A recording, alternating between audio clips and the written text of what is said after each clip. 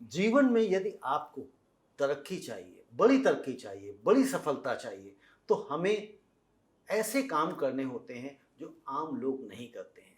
यानी कि कुछ लीक से अलग हटकर करना होता है। और जब आप लीक से अलग हटकर करते हैं, बड़ी चुनौतियों का सामना करते हैं, उन्हें स्वीकार करते हैं, तो उसके नतीजे भी बड़े आते हैं। नमस्ते, मैं हूं रविंद्र गौतम और आप देख रहे हैं लीडर्स टॉक। लीडर्स टॉक में आज ऐसी ही शख्सियत हमारे साथ हैं जिन्होंने लीक से अलग हटकर चलने की कोशिश करी, फैसला किया और उसमें कामयाब हुए। और आज वो ना सिर्फ अपना बिजनेस अच्छी तरीके से चला रहे हैं, बल्कि जो वेल्थ क्रिएटर्स हैं उनकी मदद कर रहे हैं, उनकी वेल्थ की प्लानिंग कर रहे हैं, उनके फैमिली बिजनेस की प्लानिंग कर रहे हैं, और तो और स्टार्टअप्स को खोलने में, उनको शुरू करने में उनकी भी मदद कर रहे हैं। तो मिलते हैं आज ऐसी एक शख्सियत अमित कुमार जैन जी से।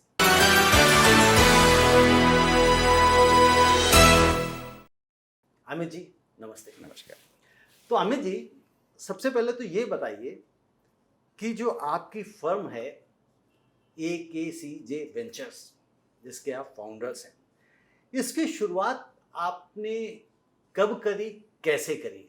क्योंकि जैसा हमने आपके विषय में समझा, पढ़ा, तो ये पता लगा कि भाई आप तो पहले जॉब करते थे, फिर जॉब से बाहर निकले, और जॉब भी आपने ऐसी परिस्थितियों में करी कि जब आई थिंक कुछ था नहीं, मतलब जिसे कहते हैं ना हम लोग जीरो से हीरो। तो एक तरह से मेरे सामने आप जीरो से हीरो के रूप में बैठे हुए हैं। तो ये जो जीरो से हीरो बनने का सफ़र कैसा रहा, ये थोड़ा सा हम अपने दर्शकों को बताना चाहेंगे। नमस्कार रविंद्र जी, सबसे पहले तो मैं आपका धन्यवाद करता हूं कि आप मुझे शो में लाए। मैं इसकी शुरुआत थोड़ी सी स्टार्टिंग से करता हूं कि मेरा जो कैरियर स्टार्ट हुआ, तो कैरियर स्टार्ट में शुरुआत में मैंने नौकरी करी।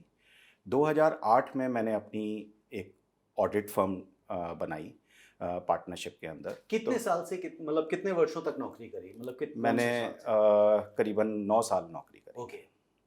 तो 9 साल की नौकरी के बाद जबकि मैं उस वक्त अपनी पोजीशन में मुकाम पे था एक, और मेरी सैलरी भी बहुत अच्छी थी, तब हमने ये बोल्ड डिसीजन लिया कि भाई नहीं, मैं अपनी चलती चलाई जॉब को छोड़कर मैं अपनी प्रैक्टिस करूँगा। मैं वैसे अगर पूछना चाहूँ और आप बताना चाहें तो 2008 में क्या पैकेज था आपका? उस टाइम पे मेरा करीबन 25 लाख का पैकेज था। 25 लाख का 2008 में बहुत अच्छा पैकेज था। तो उस समय जब 2008 में इतना अच्छा पैकेज था, तो ये मतलब किससे आपको इंस्पिरेशन मिली कि नहीं मुझे अब नौकरी नहीं करनी है, कुछ अपना करना है? देखिए, मुझे ना शुरू से ही मैं जो चार्टर्ड अकाउंटेंट बना, वो अगर मैं कहूँ कि बाय चांस बना, तो वो कोई अतिशयोक्ति नहीं होगी, क्योंकि शुरू से ही हमारा जो एक फैमिली लेगेसी रही वो बिज़नेस की रही।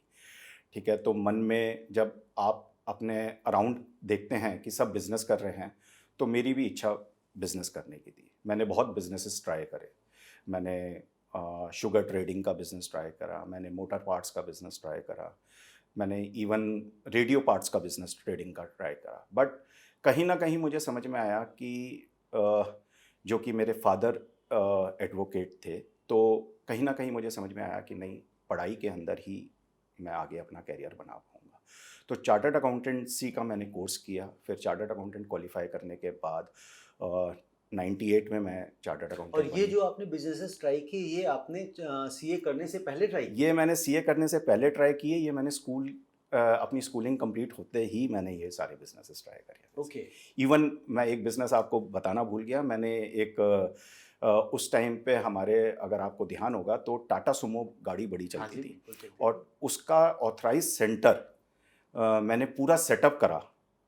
ऑथराइज सर्विस सेंटर मैंने पूरा सेटअप किया, और उसको फिर चांस की बात है, वो मैंने नहीं चलाया, वो मेरे किसी नोन ने चलाया। बट इसी इंटेंशन से सेटअप किया था कि वो मैं आगे चलाऊंगा, वो बिज़नेस करूंगा। तो अमित जी, तो इसका मतलब जो आपकी बात से मैं समझ पाया, तो जो कहा जाता है ना कि किसी एक महान व्यक्ति का डायलॉग है, हमारे देश का नाम नहीं लूँगा लेकिन जो सुनने वाले जानते हैं, कि व्यापार उनके लहू में दौड़ता है। तो व्यापार लग रहा है कि आपके लहू में दौड़ रहा है। लेकिन उससे पहले मैं ये भी पूछना चाहूँगा कि अगर व्यापार आपके लहू में दौड़ रहा है, क्योंकि बट फादर आपके एडवोकेट थे, तो जो फोर फादर्स थे, ग्रैंड पेरेंट्स थे, वो बिजनेस में थे, तो जो आपके फादर थे वो क्यों नहीं बिजनेस में आए? देखिए वही इसमें भी उनका जब हमारे फादर ने एजुकेशन करी तो उस वक्त एडवोकेट होना बड़ी बात और थी। वो एक बड़ी बात थी। तो वो हमारे फैमिली में सबसे पहले एक आए जिन्होंने लीग से हटकर काम किया। तो वही चीज़, वही परंपरा मैंने भी आगे कंटिन्यू करी। मैंने भी सीए करी, फिर सीए करने के बाद पहले 9 साल जॉब करी। फिर कहीं न कहीं 9 सालों में भी हमेशा मुझे ये लगता रहा कि नहीं, मुझे अपना काम करना है, अपना काम करना है। तो उसको देखते हुए मैंने 2008 में मैंने अपनी प्रैक्टिस चालू करी। अभी और मेरे दिमाग में ये आ रहा था कि दुनिया गोल है, ठीक है, लीग से हट के शुरू हुए कि बिजनेस से प्रोफेशन में आएंगे, लेकिन प्रोफेशन से फिर वापस फिर बिजनेस में आ बिज़नेस गए। में आ गए। तो अल्टीमेटली यानी कि अगर बड़ी ग्रोथ आपको चाहिए लाइफ में, तो मुझे लगता है कि बिजनेस के अलावा कोई दूसरा रास्ता नहीं है, ऐसा कह सकते हैं क्या? देखिए ये एक बड़ी सेइंग है कि you give time to earn money, ठीक है ना? तो अब अगर आपको टाइम चाहिए तो आपको मनी देना पड़ेगा, ठीक है ना? और अगर आपको बिजनेस करना है और अगर आपको कुछ वाकई ही लाइफ में कुछ करना है, तो मैं तो ये कहूँगा कि जितनी जल्दी से जल्दी आप अपने बिजनेस में या अपने प्रोफेशन में अपना कुछ करेंगे तो आप वाकई ही सफल होंगे। हाँ, बट उसके लिए एक कैलकुलेटेड मूव चाहिए होती है, एक रिस्क एडजस्टेड मूव चाहिए होती है। मैं ऐसे नहीं कहूँगा कि आपने आज रात को सोचा और कल से आपने नौकरी छोड़ी और बिजनेस करना चालू कर दिया। तो कहीं ना कहीं आपको अपनी परिस्थितियों को देख के जितनी जल्दी से जल्दी आप अपना बिजनेस या अपना प्रोफेशन सेटअप करते हैं तो वो बहुत अच्छा होगा। बिल्कुल ठीक है। अमित जी, बीच में वो आंसर्स आपका मैं नहीं ले पाया, कहीं और चले गए। जब आपने 2008 में फाइनली ये फैसला किया कि अब मुझे जॉब नहीं करनी है, कुछ अपना करना है, तो वो जो इंस्पिरेशन आपको मिली, वो कहाँ से और कैसे मिली? और क्या, या बिजनेस जॉब कर रहे थे वहाँ चैलेंजेस आ रहे थे, या आपको लग रहा था कि नहीं, यहाँ पे एक सेचुरेशन आ गया है, अब कुछ बड़ा कर सकता हूँ, मेरे अंदर काबिलियत है, जिसकी वजह से फिर आपने 25 लाख का पैकेज छोड़ा और अपने बिजनेस में उतर आए? रविंदर जी, देखिए मैंने आपको बताया था ना कि बिजनेस करने का की इच्छा, मेरी प्रबल शक्ति मेरे अंदर शुरू से थी। अब और ऐसा भी नहीं है कि मैं अपनी जॉब से परेशान था। मैं उस वक्त आप कह सकते हैं कि अगर मैं फाइनेंस में कहूँ तो जो सेकंड हाईएस्ट डेजिग्नेशन होती है वो डायरेक्टर फाइनेंस, वो मैं उस वक्त उस पोस्ट पे था। और रही ग्रोथ की भी बात, तो मैं जिस कंपनी में था उसमें ग्रोथ बहुत अच्छी हो रही थी और मुझे आगे कई गुना ग्रोथ मेरे को लाइफ में मिल सकती थी। बट कहीं ना कहीं मुझे वो सेटिस्फैक्शन नहीं मिल रही थी। मुझे था कि मुझे अपना काम करना है। तो जब वो जो इच्छा शक्ति थी अपना काम करने की, वो ज़्यादा प्रबल हो रही थी बजाय कि मैं जॉब में कंटिन्यू करता। ओके। तो यानी कि कोई इंस्पिरेशन बाहर से नहीं मिली, वो आपके अंदर ही थी, जो फैमिली का कहते हैं ना, जो कीड़ा काट रहा था बिजनेस का, वो काट रहा था लगातार। देखिए, जो मैंने कहा ना, मैंने 3 बिज़नेस ट्राई करे, रादर 4 बिज़नेस ट्राई करे। तो कहीं न कहीं आपको अपना एक मेटल प्रूव करना होता है। आपको एक सैटिस्फैक्शन चाहिए कि हाँ, मैं कुछ मुकाम हासिल कर सकता हूँ, मैं कुछ काम कर सकता हूँ। तो being a chartered accountant, practice करना और उसको सक्सेसफुल बनाना, आई थिंक वो सबसे ज़्यादा मेरे लिए एक एम तो था। अमित जी, जब आपने बिजनेस करने की ठानी, शुरू करी, नौकरी को आपने छोड़ा, तो उस समय आपकी फैमिली का आपके डिसीजन पे क्या राय थी? देखिए उस टाइम पे मेरी फैमिली ने मुझे पूरा सपोर्ट किया, ठीक है। मेरे पास ज़िम्मेवारियाँ थी। अ, मेरी मदर ने मुझे सपोर्ट किया, मेरी वाइफ़ ने मुझे सपोर्ट किया। तो कभी भी उन्होंने मेरे बिज़नेस डिसीजंस में कभी भी मुझे इंटरफेयर नहीं किया। उन्होंने मुझे हमेशा ही प्रमोट किया, हमेशा ही उत्साहन दिया कि जी, जो आप करना चाहते हो बहुत अच्छा से अच्छा करो। और सही मायने में जब मैंने अपनी प्रैक्टिस स्टार्ट करी तो जैसे मैंने आपको बताया कि मैं एक बड़े अच्छे पैकेज पे था। तो उस पैकेज को जब आप छोड़ते हो तो कोई आप अपना काम करते हैं तो शुरू से तो वो नई चीज़ होती। तो वो जो एक इंटरिम पीरियड था 6-8 महीने का, साल भर का, उस पीरियड में भी मेरी फैमिली ने हमेशा मेरे साथ सपोर्ट दिया। ओके। अब यहाँ पे आगे चलते हैं आपकी स्टोरी पे, तो उससे पहले एक मैसेज देना चाहता हूँ कि यदि कोई व्यक्ति जॉब कर रहा है और उसको लगता है कि उसके अंदर पोटेंशियल है, उसे अपना बिजनेस करना चाहिए, तो जब वो जॉब स्विच करे, चेंज करे और अपने बिजनेस में आए, तो उसको किन किन बातों का ध्यान रखना चाहिए कि जब तक वो चीज़ें पूरी ना हो जाएं तब तक वो जॉब ना छोड़े। देखिए, जो भी अपना काम करना चाहता है, मेरी तो उनको एक ही एडवाइस है कि आप ये देखिए, पहले अपनी फाइनेंशियल पोजीशन देखिए कि आपके पास फाइनेंशियल लायबिलिटीज़ क्या हैं, और फिर जो आप अर्न कर रहे थे, वो अर्न करने तक का रोड मैप, जो आप अपना काम कर रहे हैं, उतना ही पैसा अर्न करने तक का रोड मैप आपका क्लियर है या नहीं है।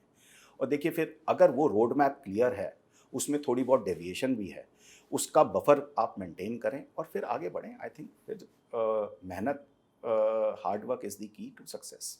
Hard work is the key to success. और उससे भी बड़ी बात आपने कही कि भाई यदि आप जॉब स्विच कर रहे हैं, चेंज करके आप बिजनेस में आ रहे हैं, तो एक बफर अपना लेके चलें कि भाई ब्रेक इवन पे कब आप आने वाले हैं और जितना पैसा आप पिछली जॉब में कमा रहे हैं, करंट जॉब में, वहाँ तक पहुँचने में कितना समय लगेगा। तो उतना पैसा यदि आपके पास है तो आप शुरू करेंगे तो आपको सफलता मिलेगी ही मिलेगी। देखिए, ये तो एक फाइनेंशियल प्लानिंग का एक बड़ा इम्पॉर्टेंट एस्पेक्ट है।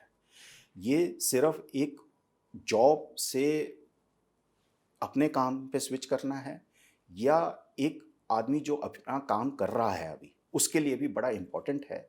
देखिए, जब आप अपना काम करते हैं, इवन आप सैलरी में भी हैं, अगर आप जॉब में भी हैं, और या आप जॉब से अपना काम कर रहे हैं, तीनों परिस्थिति में आदमी को अपना अपना एक बफर हमेशा बना के रखना चाहिए कि मुझे 6 महीने का खर्चा या साल भर का खर्चा जो भी मेरा है, वो मैं एक ऐसी जगह पे पार्क करके रख दूँ, चाहे वो एफडीआर्स में कर दूँ, चाहे वो लिक्विड फंड्स में कर दूँ, जिससे कि कल को कोई भी रेनी डेज़ किसी भी चीज़ में आ जाएँ, चाहे वो जॉब में आ जाएँ, चाहे वो जॉब से आप काम में शिफ्ट कर रहे हो उसमें आ जाएँ, चाहे वो अपने काम में आ जाएँ, तो आपकी फैमिली उससे डिस्टर्ब नहीं होगी।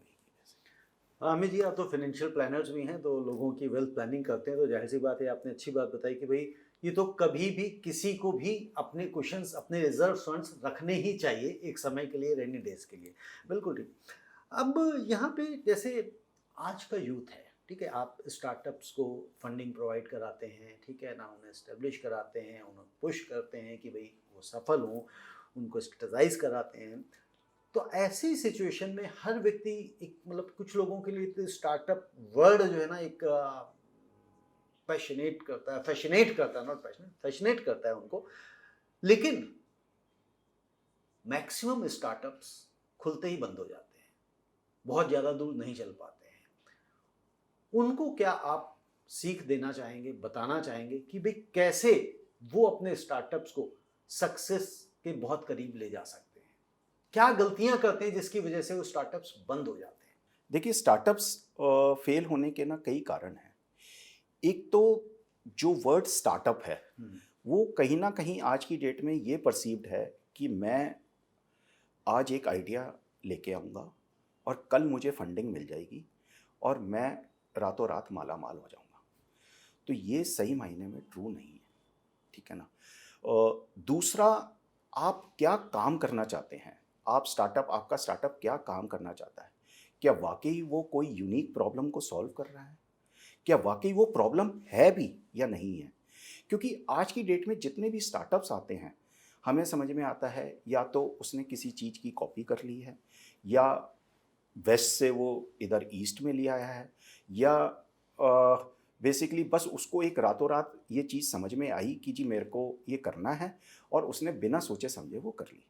और इसमें कहीं ना कहीं तीसरा एक बड़ा इंपॉर्टेंट पॉइंट है फाउंडर्स का भी। तो जो फाउंडर है, उनकी जो टीम है, उनकी आपस में कंपैटिबिलिटी कि जी एक टेक्निकल है तो एक बिजनेस साइड है, ठीक है, तो कई बार वो चीज़ हम मिसिंग देखते हैं। चौथा, आपको इसमें ऑल इन होना पड़ेगा। जनरली हम कई फाउंडर्स का हम देखते हैं कि वो मल्टीपल बिजनेसेस चला रहे होते हैं, और वो स्टार्टअप को भी एक सेपरेट बिजनेस करके कि जी उसके अंदर हम फंडिंग ले लेंगे और फिर उसको चलाएंगे। ऐसा नहीं है। आपको एक, जिसे कहते हैं ना, फोकस, तो फोकस के साथ अगर आप कोई चीज़, एक जेन्युइन सॉल्यूशन प्रोवाइड कर रहे हैं, तो मैं नहीं मानता कि स्टार्टअप फेल हो। यानी कि जो लोग शॉर्टकट सक्सेस देखते हैं या जिन लोगों के मन में ये होता है कि मैं दूसरों की फंडिंग के ऊपर खुद ऐश कर सकता हूँ, ज़्यादातर स्टार्टअप वही हैं जो फेल होते हैं।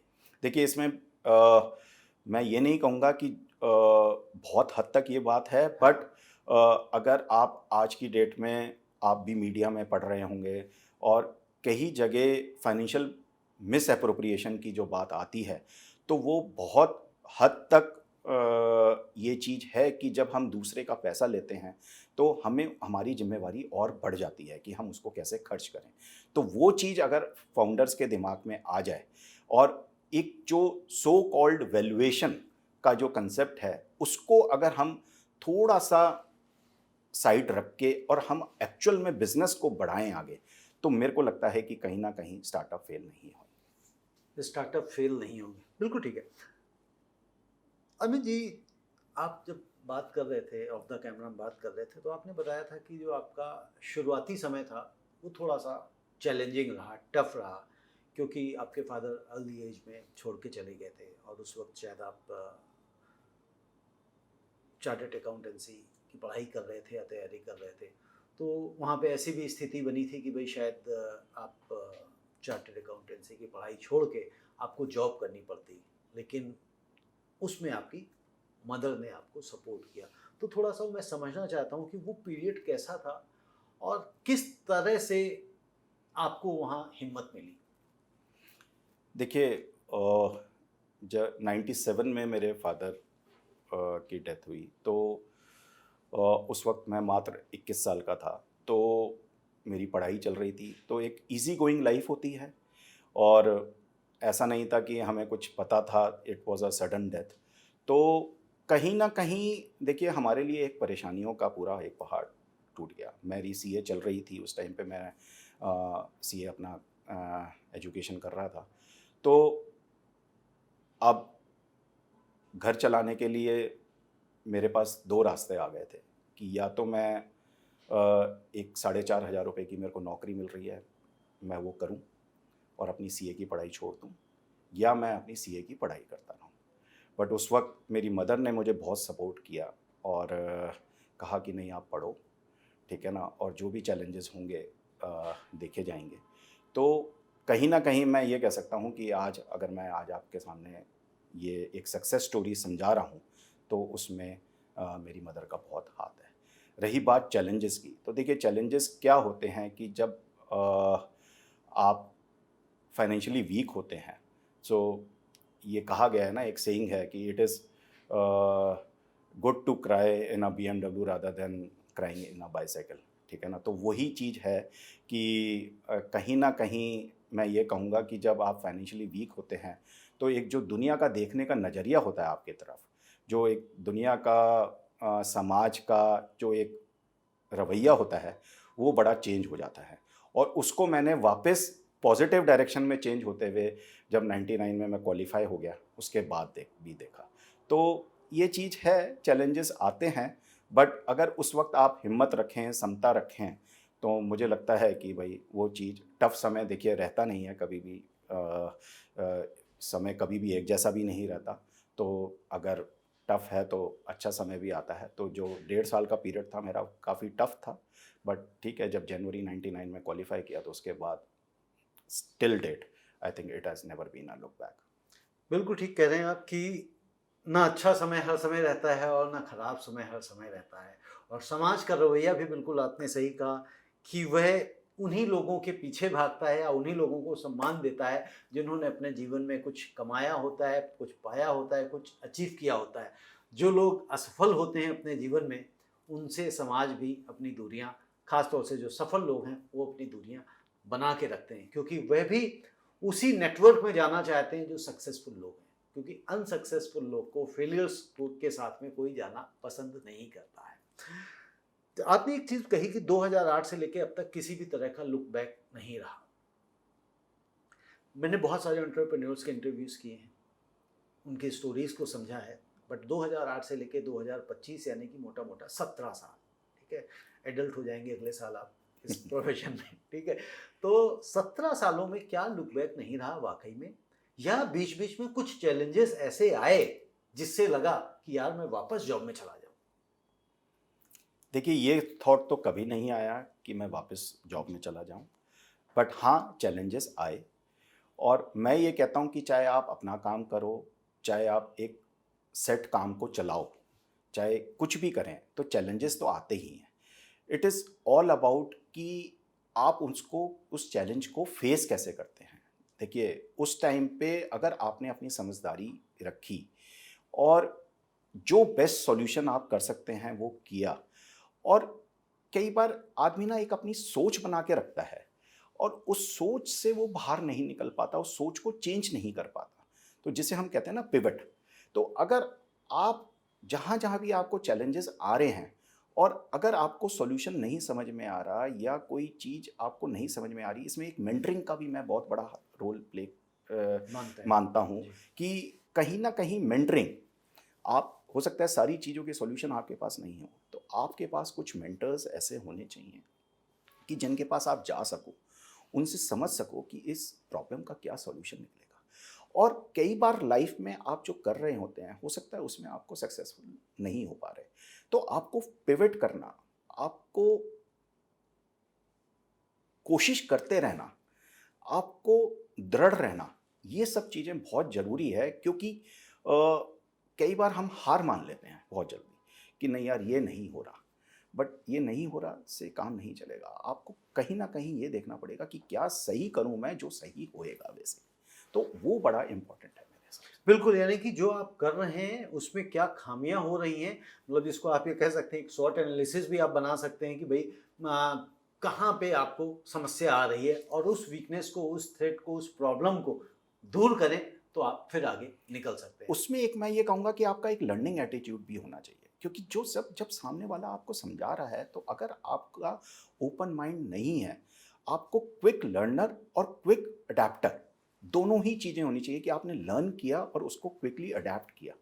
देखिए, तो तभी आप सक्सेसफुल हो पाएंगे, क्योंकि आज की डेट में आप देखिए चीज़ें कितनी जल्दी चेंज होती जा रही हैं। पहले हम कहते थे कि जी आप 3 साल में या 4 साल में या 5 साल में कंपनी इस्टेब्लिश करेंगे, फिर वो 50 साल चलेंगी।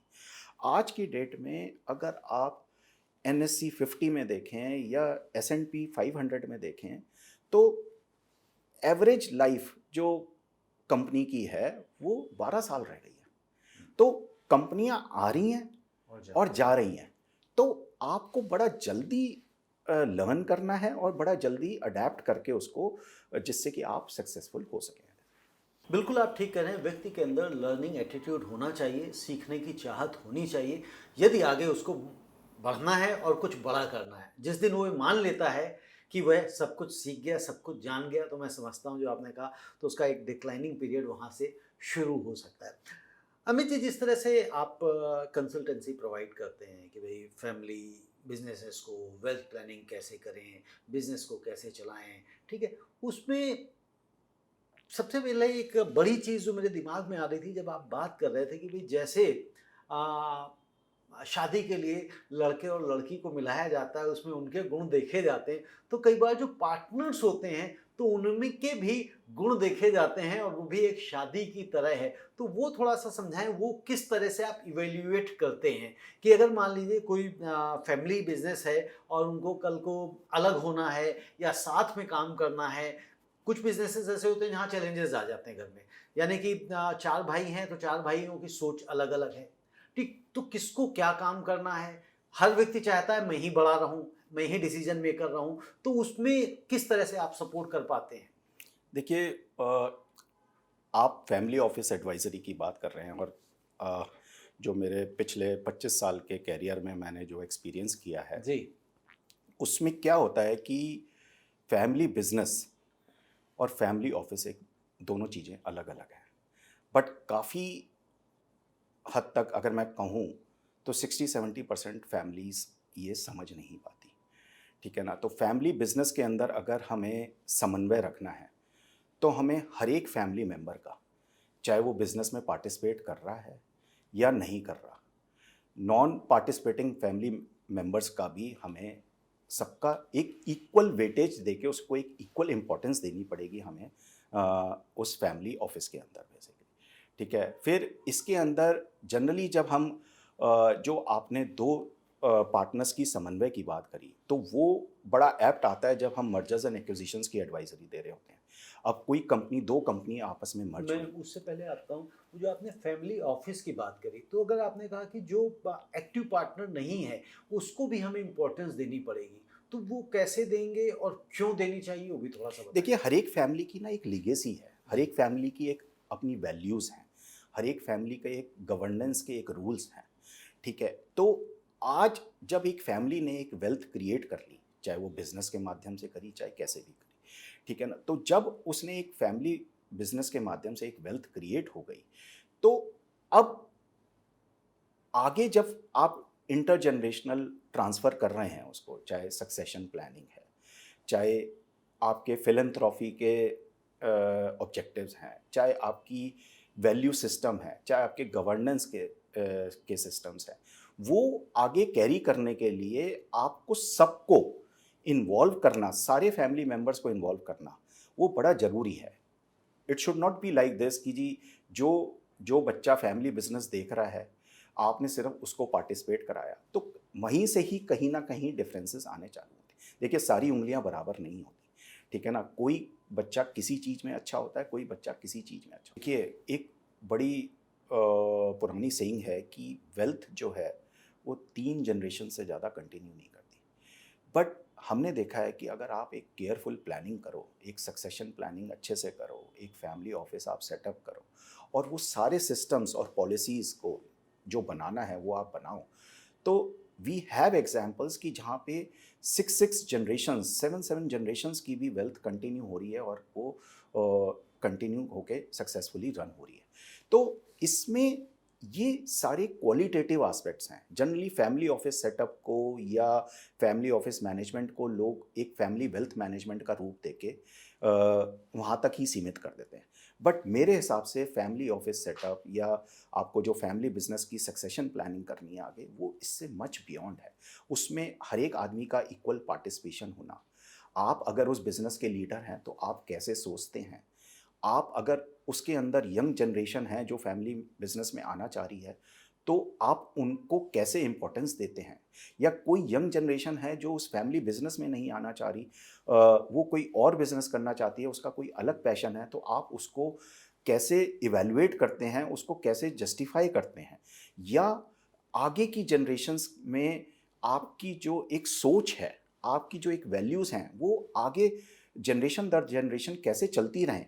ये बड़ा इम्पॉर्टेंट है कि आप आज की डेट में जब इस फैमिली ऑफिस को सेटअप कर रहे हैं तो आप कैसे प्लान करते हैं। बिल्कुल सही बात है, यानी कि आपको हर एक इंडिविजुअल्स की इम्पोर्टेंस को समझना है, उनकी क्वालिटीज़ को समझना है, उनकी डिसक्वालिटीज़ को समझना है, उनके चॉइसेस को समझना है और उसके अकॉर्डिंग हमें प्लानिंग करनी पड़ेगी। जैसे आपने कहा कि भाई कोई अगर फैमिली मेंबर उस बिज़नेस का पार्ट नहीं बनना चाहता, वो कुछ नया करना चाहता है, तो उसको भी कैसे इनकॉर्पोरेट किया जाए, उसको कैसे फंड्स एलोकेट किए जाएँ और उसको भी कैसे फैमिली बिज़नेस में शामिल किया जाए, वो भी देखना पड़ेगा, वो भी है ना? बहुत और अगर वो कहता है कि मुझे फैमिली बिज़नेस का पार्ट ही नहीं बनना है, तो उसको क्या फंड्स दिए जा क्या सकते हैं, कैसे वो अलग कर सकता है, कैसे इंडिपेंडेंट जा सकता है जिसमें कल को फैमिली के अंदर कोई डिस्प्यूट क्रिएट ना हो। तो ये भी बड़ी तो आपने ये बात कही। ये जो चीज़ है ना, ये सॉल्यूशन ऐसा नहीं है कि आपने एक सॉल्यूशन बनाया और वो मैंने यहाँ भी फिट कर दिया, सब यहाँ भी जगह फिट कर कर दिया। दिया, यहाँ भी फिट कर दिया। हर एक फैमिली के हिसाब से, हर एक की सिचुएशन के हिसाब से, हर एक की फैमिली कंपोजिशन के हिसाब से कि उनके क्या मेंबर्स हैं, क्या नहीं है, क्या सोच है, उसके हिसाब से ये सॉल्यूशन डेवलप होते हैं बेसिकली। तो it is not about just कि जी मैंने रेडीमेड सॉल्यूशन नहीं हो एक सकता। कॉर्पस मैंने डेवलप किया हाँ। और मेरे को अब वो सिर्फ कॉर्पस मैनेज कराना है, वो नहीं है। वो कॉर्पस मैनेज कराने के चक्कर में सिर्फ आप एक वेल्थ मैनेजर ढूंढते हो, जबकि एक फैमिली ऑफिस स्पेशलिस्ट नहीं ढूंढते। बिल्कुल, यानी कि वेल्थ अगर आपको मल्टीपल जनरेशन्स तक ले जानी है तो आपको फैमिली ऑफिस कैसे मैनेज हो, इसके ऊपर आपको काम करना ही पड़ेगा। बिल्कुल ठीक है। अब इससे पहले आप बता रहे थे कि भाई अगर दो पार्टनर्स एक्विजिशंस अगर कहीं हो रहा है, मर्जर हो रहा है, तो उनको किस तरह से देखा जाना चाहिए कि कौन से मर्जर्स चल सकते हैं, कौन से एक्विजिशन हो गया तो आई थिंक उसमें कोई चैलेंज नहीं है। लेकिन अगर पार्टनरशिप आ रही तो उसमें जब दो पार्टनर्स अलग अलग विचारधारा के आ जाते हैं, अलग अलग सोच के साथ आ जाते हैं, तो हो सकता है गोल सबका दोनों का एक ही है कि मुझे फला मंजिल अचीव करनी है, लेकिन रास्ते कई बार अलग हो सकते हैं। तो उसमें क्या चीज़ें होती हैं जो देखनी चाहिए? देखिए, इसमें सबसे इम्पॉर्टेंट फैक्टर है, आप अपने लॉन्ग टर्म गोल्स को अगर इम्पोर्टेंस देंगे शॉर्ट टर्म एक्टिविटीज़ को छोड़ के, तो आपकी पार्टनरशिप बड़ी सक्सेसफुल रहेगी। दूसरी बात, जो आपने मर्जर्स का या एक्विजिशंस की भी बात कही, उसमें भी जो एक दो फैमिलीज़ का मिलना, क्योंकि देखिए, एक ऑर्गेनाइजेशन में कुछ पॉलिसीज़ चल रही होती हैं, एक दूसरी ऑर्गेनाइजेशन में कुछ पॉलिसीज़ चल रही होती हैं, चाहे वो मार्केटिंग से रिलेटेड है, चाहे वो एचआर से रिलेटेड है, चाहे वो ऑपरेशन से रिलेटेड है, कुछ भी चीज़ होती है। तो वो उन सब चीज़ों का एक इंटीग्रेशन होना, जिससे कि वहाँ पे एक कॉन्फ्लिक्ट मैनेजमेंट, आई थिंक वो बड़ा इम्पॉर्टेंट है कि उस एक्विजिशन को, उस मर्जर को सफल बनाने के लिए, कि हम आई थिंक जितने एफर्ट्स प्री मर्जर किए जाते हैं, उसको ड्यू डिलिजेंस करने में, उसकी वैल्यूएशन निकालने में, उसकी और चीज़ों को करने में, या लीगल कंप्लायंसेस में करने पड़ते हैं। बट जब हम तब तक इतना थक जाते हैं कि जो पोस्ट मर्जर इंटीग्रेशन होना है, उसके बारे में कोई ध्यान नहीं देता, ठीक है ना। तो वो चीज़ वहाँ पे आपके एम्प्लॉयज़, क्योंकि जब आपकी दो जैसे आपने कहा कि पति पत्नी शादी हुई तो दो फैमिलीज़ का मिलन हुआ, तो ये भी एक तरीके से दो फैमिलीज़ का मिलन हो रहा है। तो जब अगर दो ऑर्गेनाइजेशन का मिलन हो रहा है, तो उसमें जो भी विचारधारा है उसको एक डायरेक्शन में चलाना बड़ा ज़रूरी है वैसे। बिल्कुल सही बात है, एक डायरेक्शन में चलाना बहुत ज़रूरी है। जब एक डायरेक्शन में चलेंगे तो ही पहुँचेंगे, अदर अलग अलग पहुँचेंगे तो लोग अलग अलग ही पहुँचेंगे। फिर एक्विजिशन और मर्जर का या पार्टनरशिप का कोई इंपॉर्टेंस या कोई रोल रहा नहीं। अच्छा, एक चीज़ और कहते हैं बड़ा कि पार्टनरशिप फेल क्यों होती है। ये कहा जाता है कि भाई कोई भी पार्टनरशिप तभी फेल होती है, तभी उनके अंदर डिस्प्यूट क्रिएट होता है, या तो इनकम अर्निंग्स बहुत ज़्यादा आ जाए या अर्निंग्स ना हो। तो यही रीजंस हैं या इसके अलावा भी रीजंस होते हैं जिसकी वजह से पार्टनरशिप्स फेल हो जाती हैं? देखिए, हमारा गोल क्या है, हमारा काम करने का पैटर्न क्या है, हमारा सोच क्या है, आई थिंक ये सब चीज़ें, देखिए ये जैसे अभी हमारी पहले भी डिस्कशन हुई कि अच्छा समय हमेशा नहीं रहता, ख़राब समय हमेशा नहीं रहता। तो जब चाहे अच्छा समय हो तो हम खुशी से ना भूलें, और जब खराब समय हो तो हम समता रखें। तो ये जो दो चीज़ें हैं, अगर partnership is again like a marriage, partnership में भी आपको सेक्रीफाइस करके चलना पड़ता है। देखिए, जब तक दो लोगों का माइंडसेट सेम नहीं होगा, दो लोगों की विचारधारा, दो लोगों का व्यापार करने का तरीका सेम नहीं होगा, तब तक पार्टनरशिप, जो मैंने मेन रीज़न देखा है वो ये देखा है, रादर देन कि जी बहुत ज़्यादा इनकम हो रही है या बहुत ज़्यादा लॉसेस हो रहे हैं।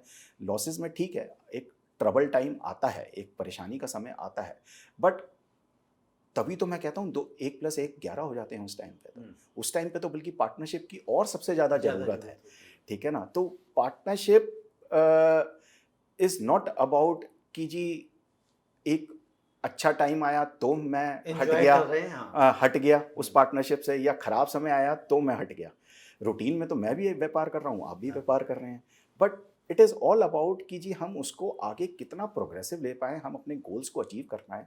तो मेन आपको ये है, मैं तो यही मानता हूँ कि जी एक ने कही दूसरे ने मानी, ये सबसे इम्पॉर्टेंट फैक्टर है तो इस पार्टनरशिप को चलाने का। बिल्कुल, तो अमित जी इसमें इस तरह से भी हम इसको समझ सकते हैं, जब आप पार्टनरशिप कर रहे हैं तो खुल के एक तो बात, आप तो मतलब चलिए आप कंसल्टेशन देते हैं, प्रोवाइड करते हैं, बट जो वैसे भी अगर कोई ये दर्शक देख रहे हैं तो वो अगर पार्टनरशिप करते हैं तो वो उनको खुल के बात करनी चाहिए कि अगर निगेटिव हो सकता है तो ये चीज़ें हो सकती हैं, पॉजिटिव हो सकते हैं तो ये चीज़ें हो सकती हैं। यानी कि पहले से अगर प्लानिंग हो, पहले से आपको पता हो कि हाँ एंटिसिपेशन अगर है आपके पास में, तो शायद अगर वो चैलेंजेस आते हैं तो उसको वो फेस कर सकते हैं। अदरवाइज वो सरप्राइज के लिए बैठे रहेंगे तो गड़बड़ हो सकता है। देखिए, चाहे आप अपनी पर्सनल लाइफ लें, चाहे प्रोफेशनल लाइफ लें, चाहे बिजनेस लाइफ लें, 99% प्रॉब्लम्स जो आती हैं वो मिसकम्युनिकेशन या कम्युनिकेशन गैप से आती हैं।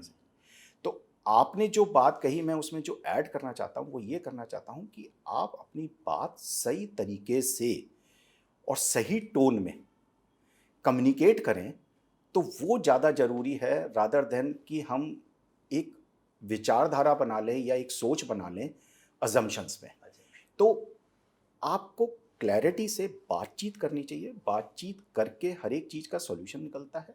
और अगर मैं कहता हूँ कोई सॉल्यूशन नहीं निकलता तो भी बहुत, तो मैं ये कह सकता हूँ कि बहुत चीज़ें शॉर्ट आउट हो हम जाएंगी। हैं, हम भी उसको सॉल्व कराने में हेल्प करते हैं।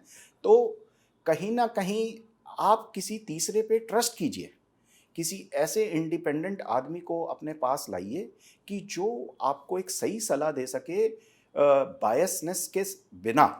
तो वो सलाह को मानिए और उसको चीज़ को आगे बढ़ाइए। देखिए, प्रॉब्लम के साथ जीना कोई सॉल्यूशन नहीं है। बिल्कुल ठीक है। तो यानी कि अजम्पशन ना पालें, कम्युनिकेट करें, उससे चीज़ें शॉर्ट आउट होती हैं। और अगर नहीं हो रही हैं तो अमित जैन जी के पास आएँ और उनसे सलाह लें। बिल्कुल ठीक है। तो अमित जी, आप स्टार्टअप्स को जैसा कहा कि भी फंडिंग्स भी प्रोवाइड कराते हैं, वेंचर कैपिटलिस्ट भी हैं। तो जब आप किसी स्टार्टअप्स को, आपने अभी बताया कि 500 स्टार्टअप्स को आपने इवेल्युएट किया है अब तक, तो जब आप इवेल्युएट करते हैं, उनको फंड्स प्रोवाइड करने की बात करते हैं, तो क्या चीज़ें आप देखते हैं?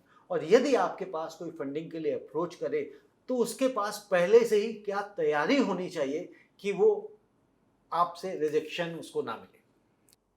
देखिए, जो मैंने कहा कि मैंने 500 स्टार्टअप्स इवैल्यूएट किए, तो 3 इंपॉर्टेंट चीज़ें हैं जो हम देखते हैं बेसिकली। एक तो फाउंडर, एक वो क्या प्रॉब्लम का सॉल्यूशन दे रहा है, और क्या वो स्केलेबल है या नहीं है बेसिकली। तो ये 3 चीज़ें अगर हमें दिख जाती हैं, और चौथी एक चीज़ और इम्पॉर्टेंट है कि क्या वो वाकई एक प्रॉफिटेबल बिजनेस में कन्वर्ट हो सकता है या नहीं हो सकता।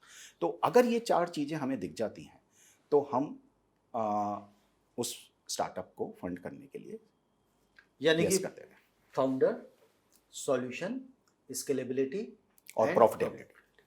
बिल्कुल ठीक। तो ये अगर चारों चीज़ें आपको दिखाई देती हैं तो तैयार हो जाते हैं किसी भी इस तरह के स्टार्टअप में पैसा लगाने के लिए। तो ऐसा मैं समझता हूँ जितने भी वेंचर कैपिटलिस्ट होंगे वो सारे के सारे इसी फॉर्मेट पे चलते होंगे। देखिए, हर एक की थीसिस अलग होती है, बट अगर मैं कहूँ तो ब्रॉडली ये ब्रॉडली 4 यही ब्रॉडली यही पैरामीटर्स तो आते हैं। बिल्कुल ठीक है। अमित जी, वेल्थ क्रिएट करना एक बहुत बड़ा चैलेंज है आज की तारीख में। आज की तारीख में मैं समझता हूँ हमेशा से रहा है और आगे भी रहेगा।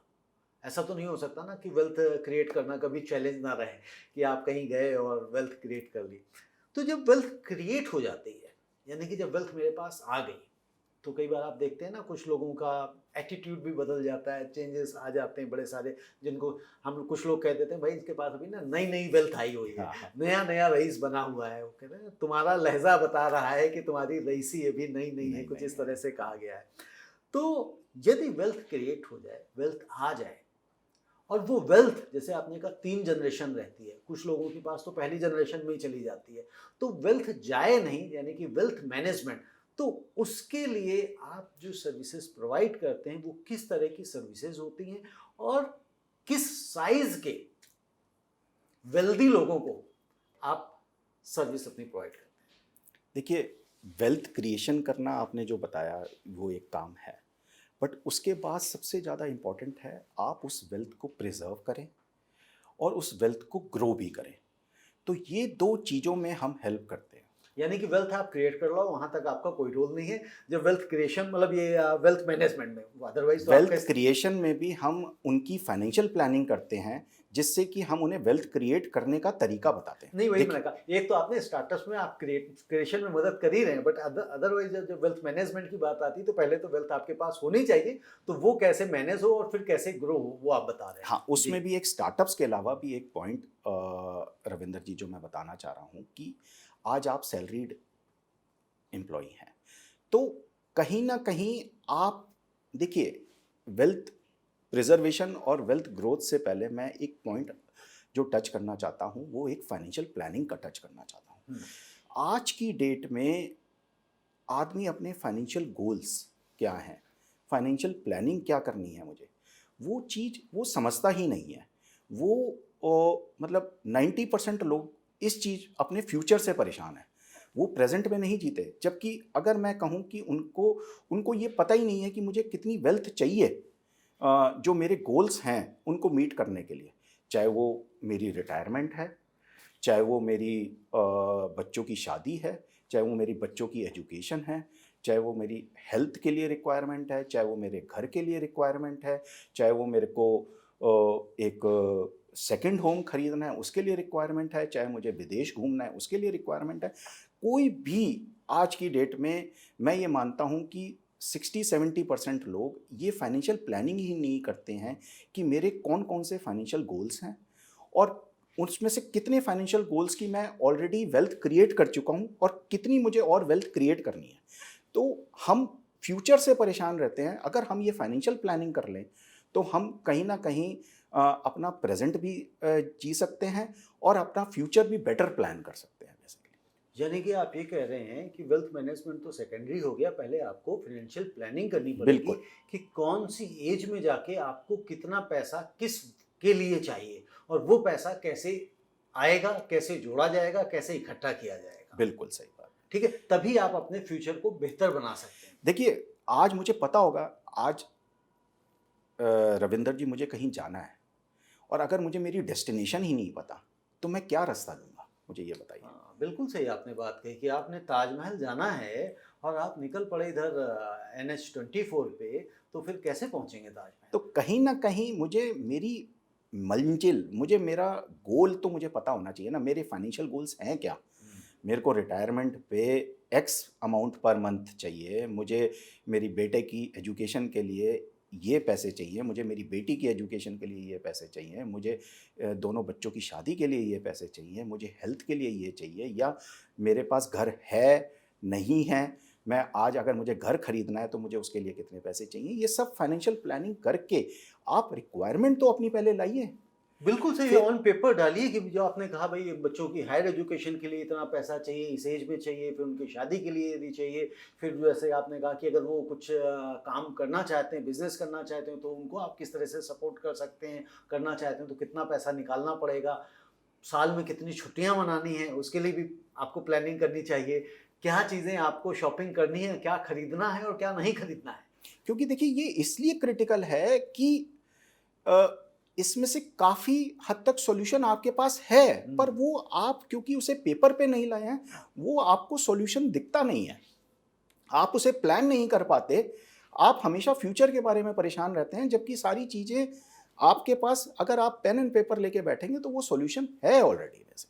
बिल्कुल, वो आपके पास यदि 100 रुपया है, तो 100 रुपया जहाँ आपको खर्च करना चाहिए था, क्या वहीं खर्च हो रहा है बस या यहाँ का पैसा वहाँ चला गया, वहाँ का पैसा यहाँ चला गया और हम परेशान होके बैठ गए। देखिए, अब आपके इस सेकंड एंगल पे आता हूँ मैं, जहाँ पे आप कहते हो कि वेल्थ क्रिएट हो गई तो उसको कैसे इन्वेस्ट करें कि वो इंटरजनरेशनल चलती रहे। आज की डेट में हम इन्वेस्टमेंट करते कैसे हैं? आज की डेट में हम इन्वेस्टमेंट ऐसे करते हैं कि जी रविंदर जी ने वहाँ पे एक प्लॉट ले लिया तो मैंने भी एक प्लॉट ले लिया, रविंदर जी ने फलाना शेयर ले लिया तो मैंने भी वो फलाना शेयर ले लिया। अगर मैं अपनी फाइनेंशियल प्लानिंग करूं, मैं अपनी रिस्क टॉलरेंस देखूं कि मेरी क्या रिस्क टॉलरेंस है, मेरे फाइनेंशियल गोल्स क्या हैं, मुझे किस हिसाब से, मुझे किस एसेट क्लास में इन्वेस्ट करना है, मुझे एसेट डाइवर्सिफिकेशन करनी है, वो सब चीज़ें। देखिए, आज अगर आप इंडिया में इन्वेस्टमेंट्स कहेंगे तो काफ़ी हद तक, मुझे एग्जैक्ट प्रोपोर्शन तो नहीं पता, बट काफ़ी हद तक लोग ये कहेंगे कि जी ऐसा है, आप ज़मीन ले लीजिए, आप फ्लैट ले लीजिए, आप कोई प्रॉपर्टी ले लीजिए। बट फाइनेंशियल एसेट्स, या अगर आज मैं कहूँ स्टॉक मार्केट या इक्विटी शेयर्स को, अगर आज की डेट में काफ़ी हद तक इंडिया में जो देखा जाता है, वो देखा जाता है वो लॉन्ग टर्म वेल्थ क्रिएशन के लिए नहीं देखा जाता, वो ये देखा जाता है कि मैं क्विक मनी कैसे बना लूँ। सट्टा बाजारी जिसे आप कह सकते हैं, कुछ लोगों का ये भी मानना है। और देखिए, इसकी स्टडीज़ आई हैं, जो हमारी एक जो रेगुलेटरी बॉडी है सेबी, उन्होंने रिपोर्ट निकाली कि 90% मोर देन 90% जो आपके ऑप्शन ट्रेडर्स हैं या जो जॉबिंग करते हैं वो लॉस करते हैं। तो इसमें और जबकि सेबी का ये है कि भाई 1980 से जब से निफ्टी शुरू हुआ है, 1980 से नहीं शुरू हुआ है, सेंसेक्स की बात कर रहा हूँ मैं। 1980 से लेके अब तक 16% की ऑलमोस्ट CAGR है, और 16% CAGR काफ़ी अच्छी है। तो रविंदर जी, प्रॉब्लम ये है कि जो हम इन्वेस्टमेंट करते हैं ना, वो हम फोमो में करते हैं। हम ये करते हैं कि जी सामने वाले ने ले लिया तो मैंने क्यों नहीं लिया। हम अपने फाइनेंशियल प्लानिंग देख के कि जो मेरे फाइनेंशियल गोल्स हैं, क्या उसके लिए कौन सी इन्वेस्टमेंट एप्ट है, कौन सी इन्वेस्टमेंट करेक्ट है, मेरे को डाइवर्सिफिकेशन करना। कभी आज आप देख रहे हैं गोल्ड में इतना उछाल आ रहा है, कभी गोल्ड नेगेटिव रिटर्न देता है, कभी गोल्ड पॉजिटिव रिटर्न देता है। आज की डेट में हो सकता है इक्विटी मार्केट कम रिटर्न दे रही हो, बॉन्ड मार्केट कम रिटर्न दे रही हो, कभी कोई प्रॉपर्टी तेज हो रही हो। तो जब तक मैं इसका एक पूरा एक बकेट, एक अच्छी बकेट अपने हिसाब से, जो मेरी रिस्क मैनेजमेंट है, जो मेरे फाइनेंशियल गोल्स हैं, जो मेरी रिक्वायरमेंट है, उसके हिसाब से मैं एक अच्छी बकेट नहीं क्रिएट करूंगा डिफरेंट एसेट क्लासेस की, तब तक आप प्रॉपर फाइनेंशियल प्लानिंग नहीं कर पाएंगे और वेल्थ मैनेजमेंट नहीं कर पाएंगे। जैसे बिल्कुल आपने कहा जो फोमो है, यानी कि फियर ऑफ मिसिंग अपॉर्चुनिटी, ठीक है। यानी कि अमित जी ने प्लॉट ले लिया तो मुझे लग रहा है मैंने क्यों नहीं लिया, अमित जी अकेले अमीर हो जाएंगे, मैं पीछे रह जाऊंगा, तो मैंने भी ले लिया। तो अर्थात अमित जी अगर गड्ढे में गिर रहे हैं तो मैं भी गड्ढे में गिर रहा हूँ, और अगर वो चढ़ रहे हैं तो मैं भी चढ़ रहा हूँ। ये मैं नहीं देख रहा हूँ कि मेरे लिए क्या सही है और क्या गलत है, ठीक है। तो बिल्कुल आपने सही कहा कि यदि आपके पास वेल्थ है तो उसको अलग अलग सेक्टर्स में लगाया जाए, अलग अलग सेक्टर्स में इन्वेस्ट किया जाए, और वो गाइड आपको कोई फाइनेंशियल प्लानर ही करेगा। एक चीज और है रविंदर जी इसमें बड़ी इंपॉर्टेंट। आज क्या होता है कि आप रियल एस्टेट लेते हैं तो रियल एस्टेट आप डेली मॉनिटर नहीं करते। जनरली इक्विटी मार्केट में जब आप शेयर मार्केट में इन्वेस्ट करते हैं तो आपके पास एक सीधा डेली मॉनिटर करने का एक सिस्टम है, एक टूल है। तो क्या होता है कि आपको डेली दिखने लगता है मुझे इतना प्रॉफिट हुआ, इतना लॉस हुआ। और फिर जो मैंने एक बात कही कि जी आज की डेट में मैं अगर इक्विटी मार्केट में भी इन्वेस्टमेंट करता हूँ, पहली बात तो ये है कि मैं क्या मैं शॉर्ट टर्म गेंस के लिए कर रहा हूँ या मैं लॉन्ग टर्म गेंस के लिए कर रहा हूँ। तो जो आपने भी एडवाइजरी करी कि भाई जो लॉन्ग टर्म में सेंसेक्स एक अच्छा रिटर्न देता है, तो कहीं ना कहीं जो लॉन्ग टर्म वाले प्लेयर्स हैं वो जो लॉन्ग टर्म के लिए इन्वेस्ट करते हैं वो कहीं ना कहीं इक्विटी मार्केट में भी सक्सेस पाते हैं। बट उसमें भी एक पॉइंट है सर, आज की डेट में जो इन्वेस्ट एंड फॉरगेट वाला फंडा खत्म हो गया। तो you have specialised wealth managers, you have specialist in every field, जो कहते हैं ना जिसका काम उसी को साझे। तो कहीं ना कहीं आप उसके 1% 2% बचाने के चक्कर में जो आप सब चीज़ें खुद करने लगते हैं ना, तो उसके दो नेगेटिव आते हैं। एक तो ये है कि आप अपने कोर बिजनेस से फोकस हटा लेते हैं, दूसरा आप कहीं ना कहीं फोमो के चक्कर में या कोई गलत एडवाइस के चक्कर में आप कई ऐसे डिसीजंस ले लेते हैं जो लॉन्ग टर्म वेल्थ आपके लिए क्रिएट नहीं कर पाते। देखिए, आप किसी फाइनेंशियल एडवाइज़र के पास जाते हैं या किसी वेल्थ मैनेजर के पास जाते हैं, आप उसका एक्सपीरियंस देखिए, आप उसकी टीम देखिए, उसके पास ही हैज़ वास्ट नॉलेज, और आप उसके ऊपर देखिए ना, उसके ऊपर कितनी जिम्मेवारी है। अगर वो 1000 करोड़ 2000 करोड़ 10,000 करोड़ 20,000 करोड़ लोगों का मैनेज कर रहा है, तो वो कितनी एक फिड्यूशियरी रिस्पॉन्सिबिलिटी लेके बैठा हुआ है कि उसे कोई भी डिसीजन लेना है, उसको कितना अपने आप को काम रखना पड़ता होगा। तो मैं ये कहता हूँ आप उस एक्सपर्टीज़ को यूज़ कीजिए और कहीं ना कहीं अपने लिए एक सुखद ज़िंदगी आप क्रिएट कर सकते हैं।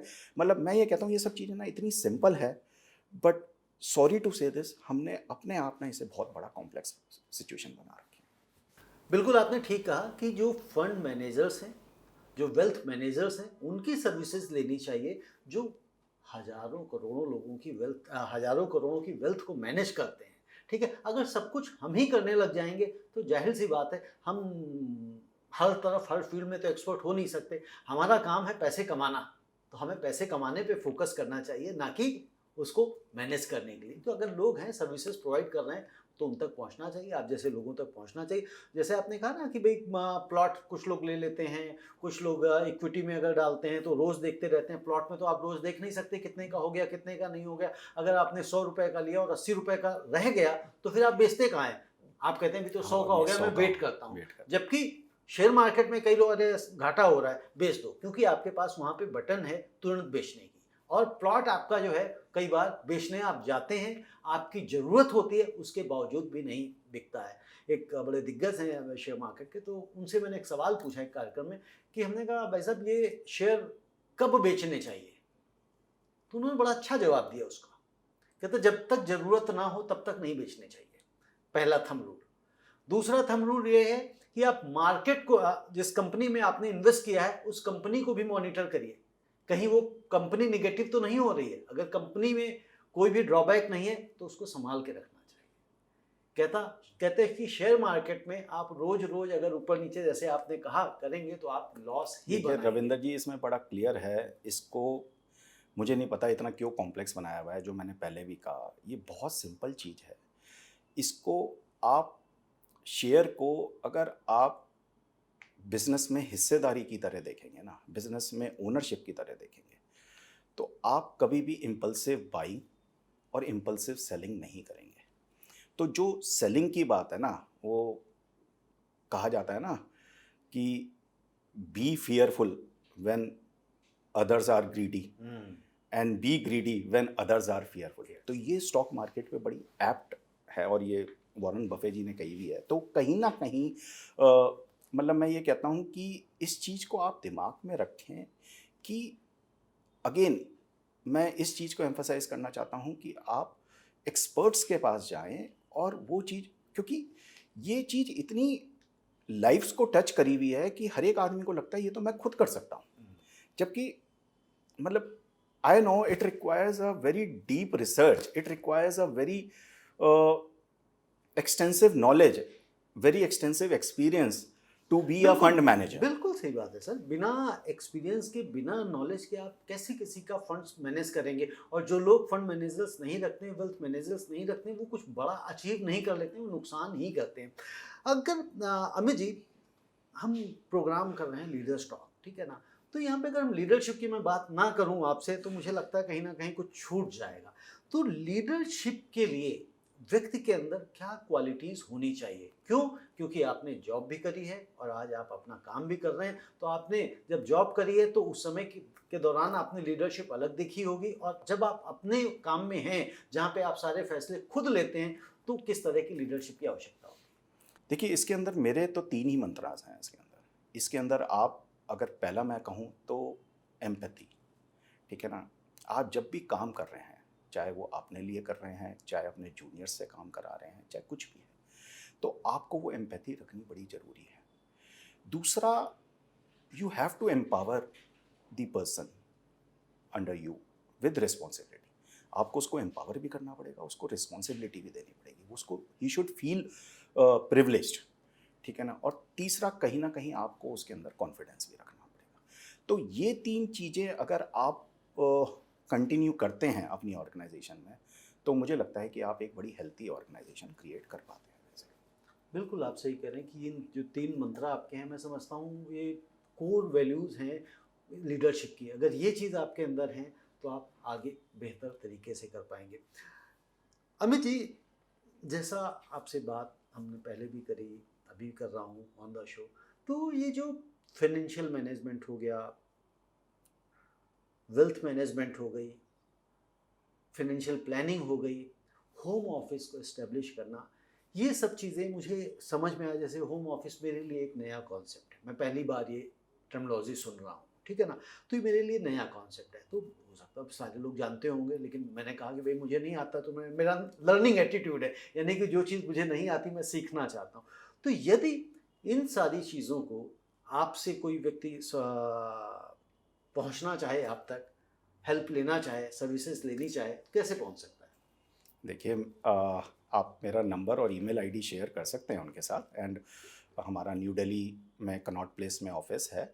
और इसके अंदर मैं तो यही कहूँगा रविंदर जी कि इवन आपने ये बात छेड़ी है तो आउट ऑफ द कंटेक्स्ट इसके अंदर मैं एक बात कह रहा हूँ कि जब भी जिसकी किसी की रिक्वायरमेंट है, तो वो पहले हमें वो एक प्रॉब्लम को समझना बड़ा ज़रूरी है बेसिकली। तो वो चीज़ अगर समझ में आती है, और हमारी कंपनी की यही पॉलिसी रही है कि अगर हम वो पहले प्रॉब्लम समझ के अगर वो हम सॉल्यूशन दे पाते हैं तभी हम आगे बढ़ते हैं, अदरवाइज हम कहीं ना कहीं उनको और एडवाइस देते हैं। मैं जनरली कभी भी अपने प्रोग्राम्स में इस तरह की सर्विसेज रिकमेंड नहीं करता हूँ या किसी भी तरह की, लेकिन चूंकि ये सर्विसेज ऐसी हैं जिस तक लोग पहुँचते नहीं, ना कहीं उसको इग्नोर कर देते हैं, तो मैं चाहता हूँ कि जब लोग अगर कहीं ढूंढें तो सही जगह तक तो अवश्य पहुँचे। लास्ट एक बात मुझे और बता दीजिए कि आपसे ही सर्विस क्यों लें, आप क्या ऐसा दूसरों से अलग करते हैं?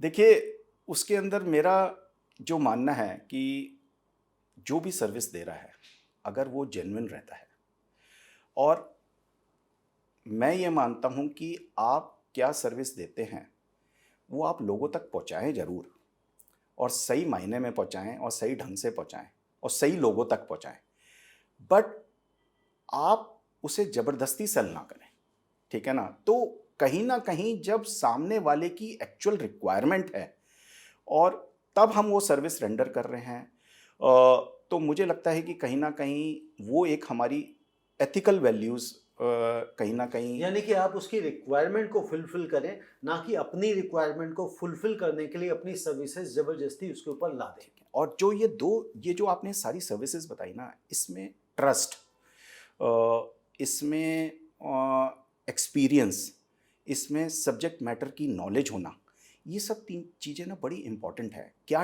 टीम है आपके पास, तो जैसे हमारे पास चार्टर्ड अकाउंटेंट्स की टीम है, हमारे पास लॉयर्स की टीम है, हमारे पास कंपनी सेक्रेटरीज की टीम है जिनके पास ये रेलेवेंट एक्सपीरियंस है, हमारे पास सर्टिफाइड फाइनेंशियल प्लानर्स हैं, हमारे पास सर्टिफाइड वेल्थ मैनेजर्स हैं।